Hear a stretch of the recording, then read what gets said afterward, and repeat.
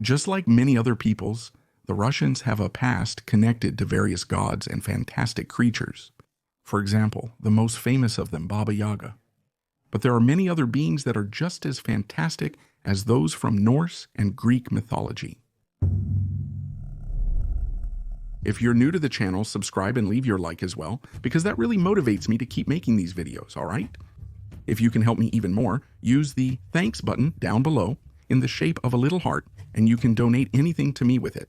And you can also become a channel member, which gives you early access to videos and to the channel's Discord.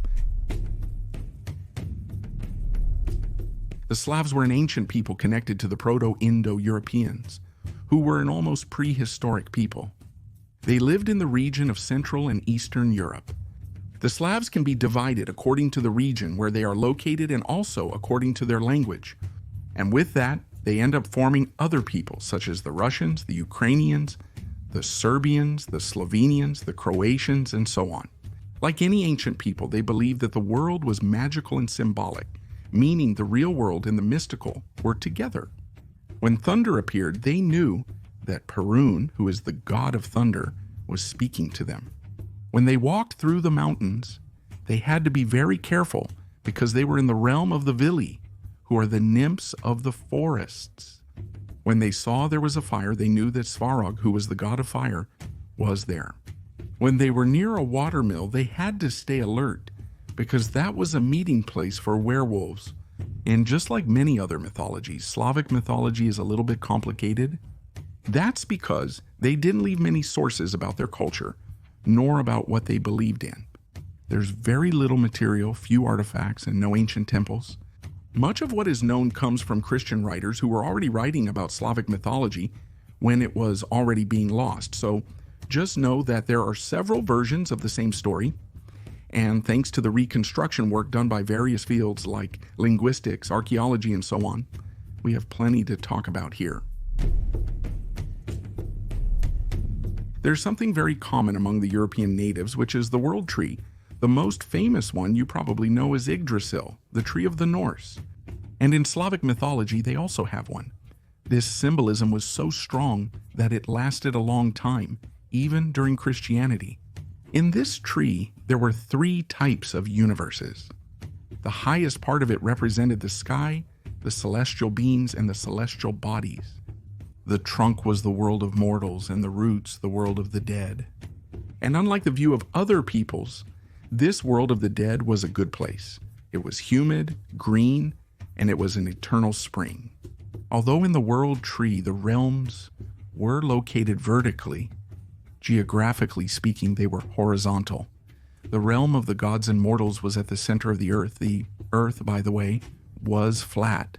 Around it was the sea, and it was also in the sea that the realm of the dead was located. The world, even horizontally, was divided into 4 cardinal points: south, north, east, and west, which were the 4 winds.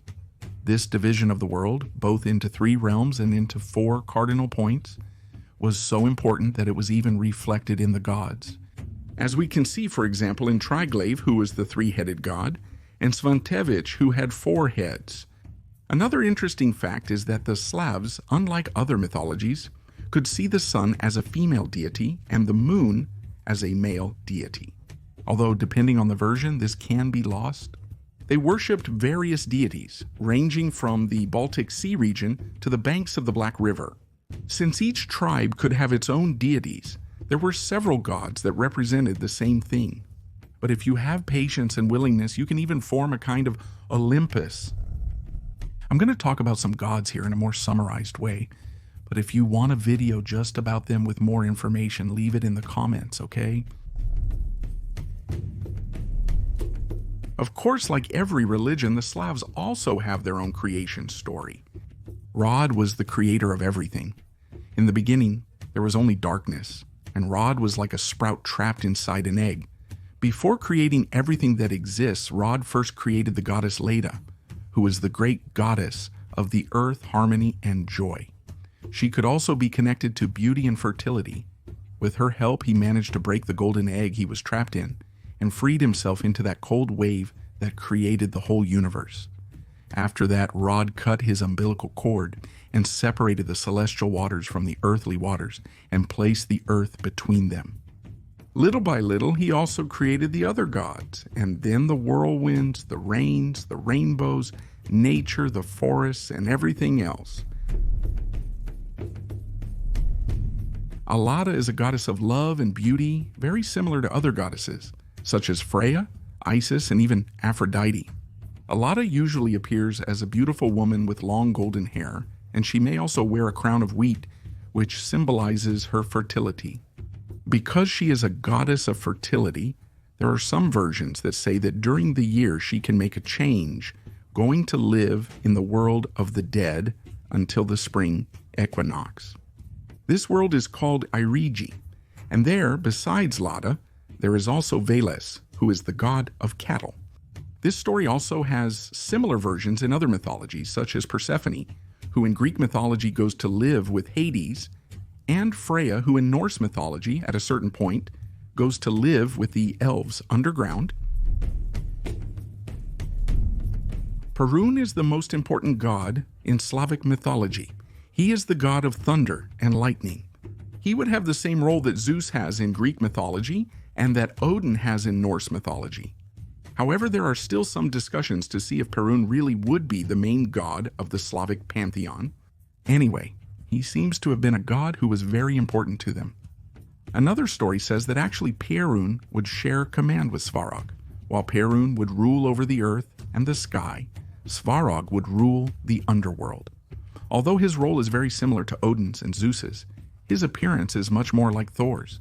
He is a bearded, muscular warrior who holds an axe and pulls a flaming chariot with his horses that breathe fire. In this pantheon, the most famous god is probably Chernobog. That's because he was even a villain in a Disney movie, believe it or not. He also appears in American Gods, but that series is pretty bad. So let's leave it at that. He would be a god of darkness and a ruler of the underworld. He basically represents all the evil that exists, very similar to several other deities out there. Almost all the rituals involving Chernobog had the participation of women. The ceremonies took place at night under the light of torches or large bonfires.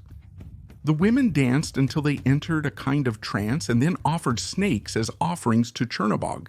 In some places, they say that this god would have a counterpart who is the white god, the god of light, Belobog. But it seems that this god only really appeared after the Christians, symbolizing the eternal struggle between good and evil. I have a video here on the channel where I talk only about Slavic creatures. If you want to watch it, it'll be in the card and in the description. Here, I won't talk about it that much. This legend has a lot to do with Christianity, but it's still interesting. When a mother had a child, if she took good care of it, she would be helped by the spirits of her ancestors. However, if the mother wasn't so good, the evil spirits wandering the earth could attack the child, could kill it or swap it for an evil demon. The swap could be temporary or not. The way to protect the child would be by making the sign of the cross on their forehead or tying a red bracelet around their ankle. Kikimor is one of the most dangerous spirits in Slavic mythology. When she entered a house, she turned people's lives into hell. And this creature would enter the house through the keyhole. That's why it was very common for people to leave the key in the door or cover the keyhole. The Kikimor's attack usually happened at night. It caused nightmares, illnesses, spoiled food, and so on. And you could never look into the eyes of this creature. So if it was in your room, it was better to cover your face with a pillow. Fortunately, there was a way to get rid of it, which was by offering food. Baba Yaga is the main one of these creatures, so I have to talk about her here, even if just a little. Baba Yaga was a witch, and pay attention here because I've seen in several places people referring to her as if she were a goddess. And no, she's just a witch. In short, she lived in an isolated place, in the forest, and she rarely left there. So it was more common for her victims to go to her. When you found the cabin, most likely it would be turned with its back facing you. And if you were polite, she would stand up on her chicken legs and put the door in front of you. Otherwise, you would be crushed. Upon entering the cabin, you would end up being devoured. Or, if you proved yourself useful, cleaning the house, chopping wood, something like that, you could escape. An interesting thing about Baba Yaga is that when she goes flying, she doesn't use a broom, but her cauldron. Well, guys, that's it for the video. I hope you enjoyed it. Don't forget to rate the video by leaving a like or dislike, subscribe to the channel, and leave in the comments any topic for a future video. Thanks.